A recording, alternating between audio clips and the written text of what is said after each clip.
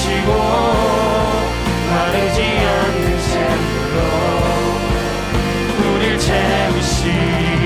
우리 모두 예배하는 자 되어 온전히 영과 진리로 주를 예배하자.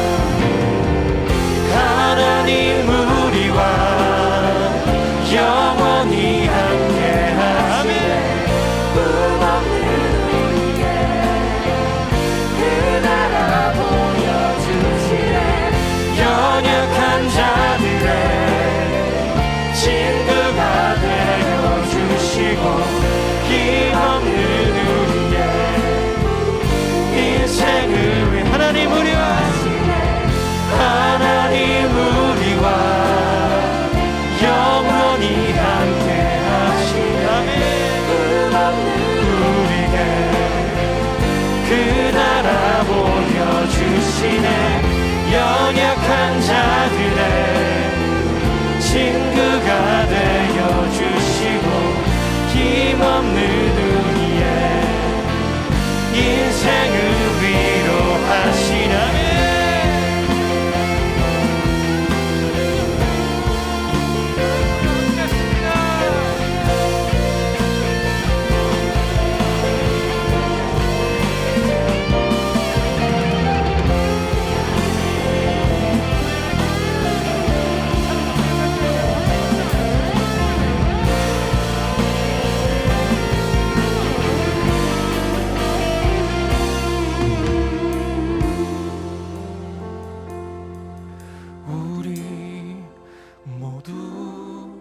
예배하는 자 되어 온전히 영과 진리로 주를 예배하자.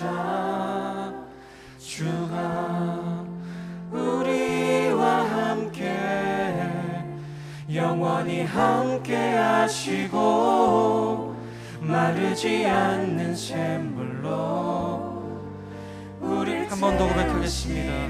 우리 모두 예배하는 자 되어 온전히 영과 진리로 주를 예배하자. 주가 우리와 함께 영원히 함께 하시고 아멘. 마르지 않는 샘물로 우릴 채우시리라. 아멘. 하나님 말씀 누가복음 12장 13절부터 21절까지 말씀을 같이 한번 읽어보도록 하겠습니다. 무리 중에 있던 한 사람이 예수님께 말했습니다. 선생님, 제 형에게 유산을 저에게 나눠주라고 말씀해 주십시오. 예수님께서 그에게 말씀하셨습니다. 누가 나를 너희의 판사나 중개자로 세웠느냐? 이어서 예수님께서 사람들에게 말씀하셨습니다. 온갖 욕심을 경계하고 주의하여라. 재산이 아무리 많더라도 사람의 생명이 거기에 달려있지 않다. 예수님께서 사람들에게 비유를 말씀해 주셨습니다. 어떤 부자의 밭에 수확이 많이 나왔다. 그 부자는 속으로 생각했다. 내 곡식을 저장해 둘 곳이 없으니 어떻게 할까? 그는 말했다. 이렇게 해야겠다. 내 곡간을 헐고 더 큰 곡간을 세워 거기에 내 모든 곡식과 물건을 저장하겠다. 그리고 자기 자신에게 말할 것이다. 인생아, 여러 해 동안 쓰기에 넉넉한 많은 재산을 가졌으니 편히 쉬고 먹고 마시며 인생을 즐겨라. 그러나 하나님께서 그 사람에게 말했다. 어리석은 사람아, 오늘 밤 내 영혼을 가져갈 것이다. 그러면 내가 준비한 것은 누가 가져가겠느냐? 이런 사람은 자신을 위해 재물을 쌓고 하나님에 대하여 부유하지 못한 사람이다. 아멘.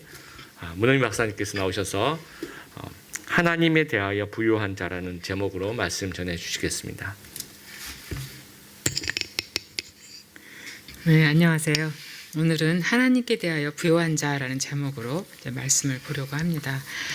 누가복음은 이제 4장 16절부터 9장 50절까지는 이제 예수님이 갈릴리에서 사역하신 것을 이제 묘사하고 있고 9장 51절 9장 마지막 부분부터 이제 19장까지 이제 마지막 그 예루살렘으로 올라가시는 그 여행 중에 하신 말씀과 사역을 이제 그리고 있습니다. 그래서 12장의 내용, 우리가 오늘 볼 내용들은 예수님이 이제 마지막으로 이제 예루살렘에 가시면서 하신 말씀 중에 하나라 볼 수가 있겠습니다. 예수님이 가시는 곳마다 사람들이 말씀을 듣고 병 고침을 받으려고 많은 무리의 사람들이 모여오곤 했습니다. 가는 곳마다, 가시는 곳마다. 어느 날 많은 사람들이 예수님께 모였는데 그 중에 한 사람이 예수님께 나와왔습니다. 그리고 이제 뭐라고 말하냐면, 선생님, 내 형에게 부모님의 유산을 나와 함께 나누라고 말씀해 주세요 라고 요청을 합니다. 예수님이 그에게 말씀하시죠. 이 사람아, 누가 나를 너희의 재판장이나 재물을 나누는 중재자로 세웠느냐 말씀하십니다. 전통적으로 유대 랍비들은 종교적인 문제뿐 아니라 이렇게 개인 그 민사상의 이제 개인들의 어떤 문제에 대해서도 충고도 하고 어떤 판결을 내리는 그런 관례가 있었다고 합니다. 그래서 이런 관례에 근거해서 아마 예수님이 유명한 랍비이기 때문에 그렇게 랍비를 생각하고 유업의 분배 문제에 대해 예수님께 도움을 요청한 것으로 보입니다. 아마 이제 아버지가 돌아가신 후에 유산의 상속과 분배 문제로 형과 심각한 갈등을 이 사람이 겪고 있었던 것 같아요. 근데 이 사람이 그 예수님께 요청한 게 뭐냐? 형제 간에 화목하게 해달라고 하는 문제보다는 재산 분배에 더 많은 관심을 가지고 있었고, 유산에서 자기의 몫을 챙기는 데에 예수님의 권위와 명성을 이용해서 예수님께 도움을 요청한 것 같습니다. 이 같은 사정을 아시는 예수님이 그들에게 뭐라고 말씀하시냐? 제가 개역개정에 보니까 이렇게 돼 있어요. 삼가 모든 탐심을 물리치라. 사람의 생명이 그 소유에 넉넉한 데 있지 아니하니라. 이렇게 말씀하십니다. 여기 이제 예수님이 그들에게 말씀하셨는데, 이 그들이 예수님께 요청한 사람과 그 형을 말하는 것인지, 그죠? 아니면 이제 모든 사람에게 말하는 것인지를 이제 둘 다 가능할 수가 있겠습니다. 아마 지금 읽으신 그 쉬운 성경에서는 그 모인 무리에게 말씀하셨다고 했습니다. 어쨌든 이제 예수님이 사람들에게 말씀을 하십니다. 삶과 모든 탐심을 물리쳐라. 사람의 생명이 소유에 넉넉한 데 있지 않는다. 유산의 상속과 분배 문제로 형과 갈등을 겪고 있다면 형이나 예수님께 요청한 당사자나 다 탐심을 가지고 있다는 것을 드러내 주시는 말씀이라고 볼 수 있겠습니다. 그래서 예수님이 탐심을 경계하시면서 사람의 생명이 그 소유에 넉넉한 데 있지 않다 이렇게 말씀하신 것이죠. 이 사람의 가장 급급한 그 당장 정말 현실의 당장 급급한 문제가 뭐냐? 아마 재산 분배 문제였을 것이고 돈 문제였을 것입니다. 내 목, 절대 내 목은 잃을 수 없어. 내 목은 꼭 차지해야 돼. 절대 내 목을 포기할 수 없고 내 몫을 찾아서 재산을 넉넉하게 많게 하는 것. 이 내 몫에 대한 이 갈망, 이것이 아마 그 사람의 가장 급급하고 당장 아주 그냥 뭐랄까 놓을 수 없는 현실의 문제죠. 예수님께서 뭐라고 말씀하시냐면 탐심을 물리쳐라 그러시면서 현실의 문제보다 더 근본적인 문제를 말씀하세요. 사람의 생명이 재산이 많은 것에 있지 않다. 예수님께서 눈에 보이는 현실보다는 정말 진정한 삶의 현실이 무엇인가? 말하자면 진정한 삶 속의 영적인 문제를, 영적인 실제를 끌어들이시는 그런 말씀을 하고 계십니다. 탐심이라 그러는 건 뭐냐면 이제 탐내고 갈망하는 것, 간절히 바라는 것. 그래서 이제 탐욕이라고 이제 볼 수도 있겠습니다. 근데 이 탐심의 위험성은 뭐예요? 집착하는 거예요. 돈만 있으면 모든 것이 해결될 것이라고 착각하게 만드는 영혼의 착시 현상이 바로 탐심이라고 할 수 있습니다. 탐심의 위험성이라고 할 수 있습니다. 말하자면 신기루 같은 거예요. 사막을 가다가 목이 마르면 신기루가 보인다고 그래요. 그 말은 뭐냐? 사막에서 뜨거운 태양 속에서 너무 목이 마를 때 저쪽에 샘이 있는 것으로 보여요. 그래서 이제 사람들이 막 그쪽으로 달려가죠. 그런데 사실 샘이 있는 것도 아니고 물이 있는 것도 아니고 그걸로 말미암아 길을 잃게 만드는 것. 그게 바로 신기루입니다. 우리의 진정한 현실, 그러니까 영적인 실제, 리얼리티라고 사람들이 말하죠. 그런 영적인, 그러니까 진정한 현실을, 영적인 현실을 보지 못하게 하는 신기루가 뭐냐? 착시 현상이 바로 탐심이에요. 돈만 있으면 정말 모든 것이 해결되는가? 아니죠. 절대로 해결되지 않습니다.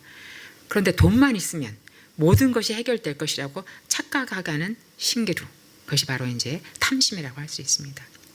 예수님이 모든 탐심을 물리쳐라 이렇게 하신 것은 사실 돈만 말씀하신 것이 아니죠. 이것만 해결되면, 취직만 되면, 이 사람과 결혼만 한다면, 집만 산다면, 집 문제만 해결된다면, 이 문제가 해결되면 모든 것이 잘 될 것이고 행복할 것이다. 이렇게 생각하는 것이 바로 착각이고 다 신기루, 돈이나 결혼이나 취직이나 집이나 다 신기루에 해당한다는 것이죠.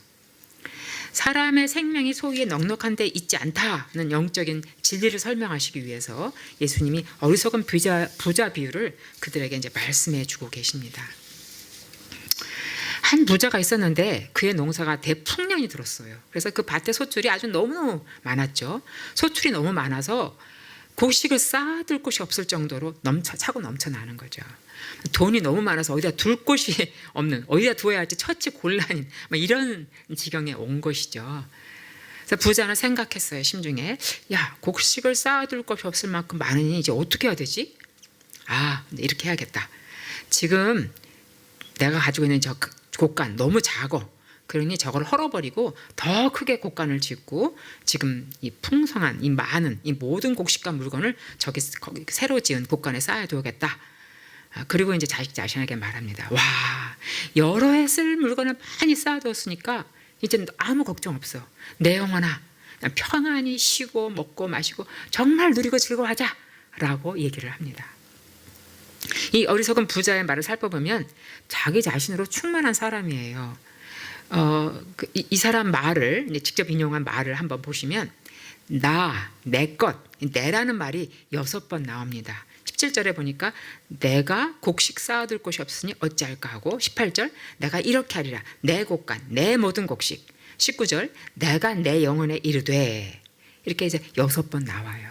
그런데 사실 영어 성경을 보면요, I will 하면서 내가 이렇게 하리라, 그죠? I will do this 이렇게 해서 이제 I라는 표현과 그 다음에 my barn, my crops에서 I와 my, 내 건 내가 이런 걸 모두 합하면 10번이 나와요. 더 많이 나옵니다. 세 구절 사이에 말하자면 10번이 나오는 걸 볼 수가 있습니다. 이 부자는 내 곡식, 내 곡간, 내 영혼, 내 것만을 생각하는 사람이에요.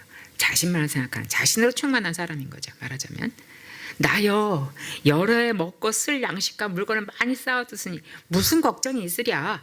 이제 편히 쉬고 즐기자. 이렇게 만족해 합니다.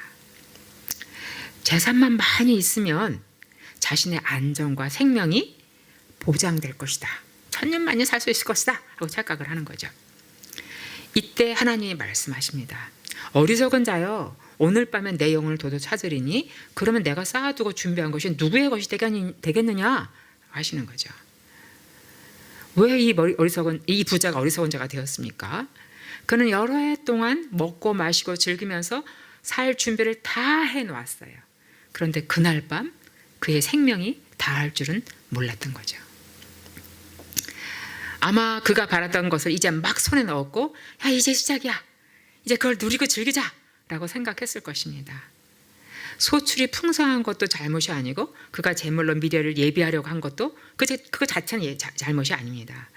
그러나 그는 자기 자신만을 위해서 제물을 쌓아두고 하나님께 대하여는 부요하지 못하여 어리석은 자가 된 것입니다. 한마디로 이 부자가 어리석은 것은 그가 진정한 현실, 영적인 실제, 그 영적인 리얼리티를 보지 못했기 때문이에요. 오늘 밤 네 영혼을 도로 찾겠다. 이 말씀, 이 하나님의 말씀이 바로 영적인 실제를 말해줍니다. 진정한 현실을 말해주는 거죠. 그 진정한 현실이라는 건 뭐예요? 부자가 말하는 내 영혼, 이것도 내 것이 아닙니다. 내 생명, 내 것이 아닙니다. 하나님의 것입니다. 나의 생명과 함께 모든 것이 하나님의 것이기 때문에 모든 것이 내 주관 안에 있지 않습니다. 내 마음대로 할 수 없고 소위 내 것이라고 하는 것, 내 재물, 내 시간, 내 생명 다 내 마음대로 할 수 없는 것입니다. 내 생명, 내 시간, 내 재물이 다 하나님의 것이고 하나님이 주인이셔서 하나님이 주관하신다는 것이 이것이 진정한 영적인 실제, 진정한 실제, 진정한 현실이라는 거죠. 하나님께 대하여 부요한 것이 무엇입니까? 농사가 잘 되어서 대풍년을 맞이한 것도 그가 한 게 아니에요. 그죠? 그가 네 곡씩 이렇게 했는데 사실 대풍년을 맞이한 것 누가 하셨어요? 비를 내리시고 햇빛을 주시고 식물이 잘 자라게 하시고 다 하나님이 하신 것입니다. 그가 얻은 모든 곡식은 그의 것이 아니에요. 하나님의 것인데 하나님이 그에게 선물로 주신 것입니다. 이것을 알고 인정하는 것이 바로 하나님께 대하여 부요한 자입니다. 이것을 알고 인정하는 자는 풍성한 소출을 주신 하나님께 먼저 감사하게 되고, 그리고 쌓을 것이 없을 만큼 많은 곡식이라면 하나님이 왜 이렇게 많은 곡식을 주셨을까 생각하겠죠. 그리고 하나님이 원하시는 뜻대로 이 곡식을 사용했어야 합니다. 하나님이 그 율법 말씀에 가장 강조하신 것 중에 하나가 뭐예요?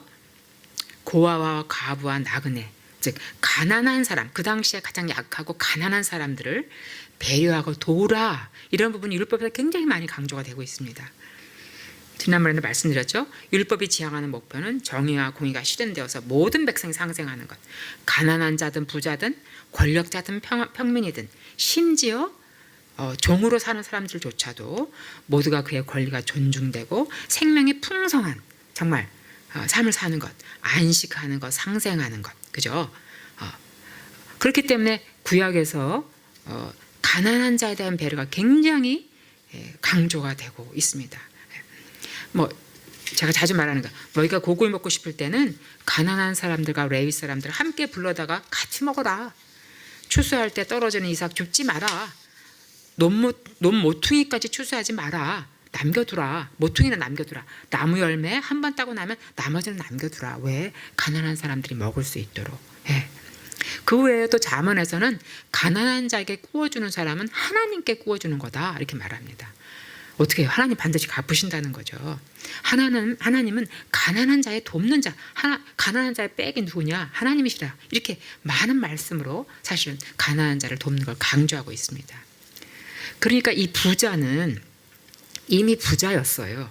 그렇기 때문에 처음 가지고 있던 곡간도 아마 결코 작지 않았을 것이라고 생각이 들어요. 이 곡간만으로도 충분한 부자로 살 수 있었을 것이라고 생각이 듭니다. 그렇다면 가지고 있던 곡간을 작다고 헐 것이 아니라, 더 큰 곡간을 세울 것이 아니라 현재 가지고 있는 곡간에 먼저 곡식을 드리고 나머지는 가난한 사람과 나누라고 하나님이 주신 것이구나, 이렇게 인정하고 곡식을 가난한 사람들에게 나누었어야 합니다. 그것이 바로 하나님께 대해 부요한 자인 것입니다. 생명은 그 소유에 넉넉한데 있지 않다. 재산이 많다고 자신의 안전과 생명이 보장되지 않는다. 사람이 돈만 있으면 모든 문제가 해결되고 모든 것을 할 수 있을 것이라고 생각하고 믿는데, 그런데 그것은 진정한 현실, 영적 리얼리티가 아니라는 거죠. 착각이고 신그루라는 거죠. 부자는 눈에 보이는 현실만 봤습니다. 삶의 영적인 실제, 생명이 내 것이 아니고 하나님의 것이라는 사실, 내 마음대로 할 수 없고 하나님의 주관 안에 있다는 진정한 현실은 보지 못했습니다. 아마 예수님께 유산을 분배를 요청한 사람, 또 그 형, 다 탐심에 눈이 가려진 자들, 소출이 풍성한 부자처럼 영적인 실제를 하나님 보지 못하고 하나님께 부여하지 못한 자들이었었죠. 우리는 어떤가? 내 삶의 현실, 눈에 보이는 답답함, 암담한 어려운 일만 보이는가? 이 문제만 해결되면, 돈 얼마만 있으면, 이 취직만 된다 그런다면 원이 없겠다. 이것만 해결되면 원이 없겠다. 정말 다 잘 될 것이다. 이렇게 생각하는 문제가 있습니까? 우리 삶에서 하나님과 관련이 없는 일은 하나도 없습니다. 지금 현재 내 눈앞에 현실에 답답한 일이 있다면 이 일 반드시 하나님이 알고 계시고 그 일에 대해서 관심을 가지고 계십니다. 하나님이 그 일에 대해서 반드시 하실 일이 있다는 것입니다. 그렇기 때문에 어떻게 돼요? 하나님께 들고 나아가야 합니다. 하나님께 맡겨야 합니다. 하나님 외에 다른 어떤 것에 집착하면 이제 그게 탐심이 되고 아무것도 보이지 않게 됩니다. 내가 간절히 바라는 것 거기에 집착하지 말고 하나님께 맡기고 내려놓으십시오. 그것을 통해서 하나님이 하실 일이 있음을 믿고 맡기는 것, 이것이 바로 하나님께 부요함, 영적인 실제를 보는 자입니다. 하나님은 우리가 간절히 바라는 것, 우리 마음에 품고 있는 거 절대 무시하지 않으세요. 혹 그게 하나님 뜻에 합당하지 않은 것이라 할지라도 하나님이 그거 말도 안 되는 거 하고 무시하시지 않습니다. 하나님은 그것에 대해서 우리에게 말씀하시고 그 문제를 우리와 함께 해결하시고 그 문제를 통해서 우리를 오히려 더 성숙한 사람으로 성장하게 하는 기회로 삼으시는 분입니다. 여러분 마음속에 작은 일, 정말 한숨, 내가 짓는 한숨도 주님이 놓치지 않으신다기 때문에 여러분이 가지고 있는 간절한 바람, 이거 하나님 앞에 가지고 나아가십시오. 그러면 하나님이 정말 우리가 알지 못하는 놀라운 일로 그 일을 통해서 하나님 역사하시고 우리를 위해서 기적을 베푸시는 그런 하나님입니다. 그래서 일상 속에서 영적 실제를 바라보고 하나님께 대해서 부요한 자가 되는 여러분의 삶이 되기를 기도하고 축복합니다. 이 시간 하나님 앞에 같이 기도하면 좋겠습니다. 만약 지금 이 시간에 내가 집착하고 있는 것이 있다면 하나님께 그 문제를 맡기고 하나님께서 해결해 주시도록, 그리고 내 마음의 모든 탐심을 물리치고 하나님께 집중하도록 이 시간 기도하겠습니다. 하나님 아버지, 우리가 살아가면서 많은 여러 가지 문제가 있고 또 많은 갈망이 많은 것들이 있습니다. 그러나 아버지 하나님, 우리의 하나님 당신의 문제를 다 보시고 알고 계시고 또 우리 마음속에 갈망과 같은 바라는 것을 추진하시고 계십니다. 우리 마음 천천히로 내놓고 현실에 따라서 해결하는 것 찾게 하시고 하나님께 맡길 수 있게 도와주시고 하나님께 내려놓을 수 있게 도와주셔서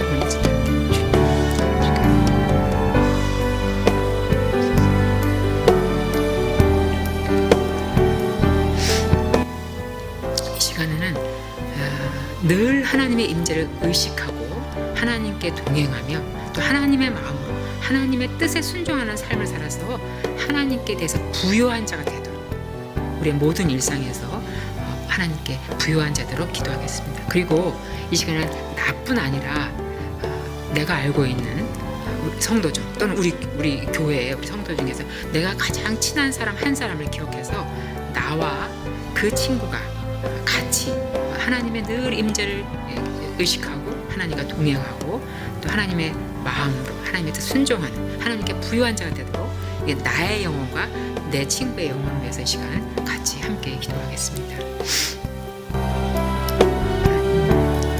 우리의 방송에 많은 문제들을 통해서 하나님의 우리를 가르치시고 우리를 변화시키시고 우리를 능숙하게 세우시고 우리의 삶이 내 몸이 것이 아니라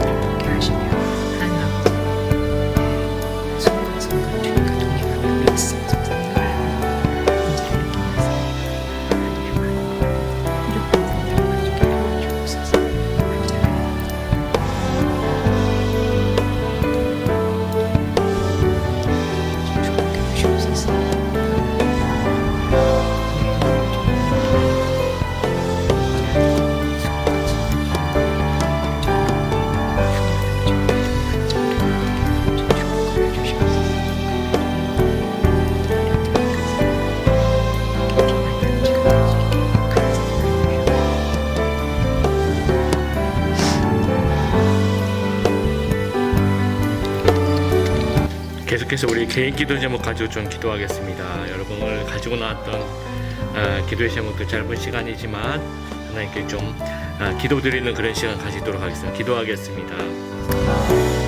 하나님, 우리가 가지고 있는 기도 제목들을 하나님 주 앞에 내려놓습니다. 하나님, 우리 가정에 대해서 또 개인에 대해서 하나님 하는 일에 대해서 또 지금 맡고 있는 일에 고민이 하나님 있다면 주 앞에 다 내려놓고 구하고 자꾸 두드리는 될 수 있도록 주님이 좋은 것들을 가르쳐 주시고 그냥 그 믿음으로 하나님 내 삶에서 정말 하나님 부탁하시고 하나님 그리 아니하실 줄 정말 감사할 수 있는 그런 마음을 하나님 가질 수 있도록 도와주셔서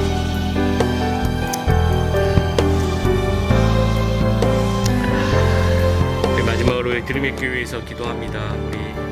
우리 드림의 교회를 위한 기도 제목들 좀 드립니다. 계속해서 감사 나눔이 진행되고 있습니다.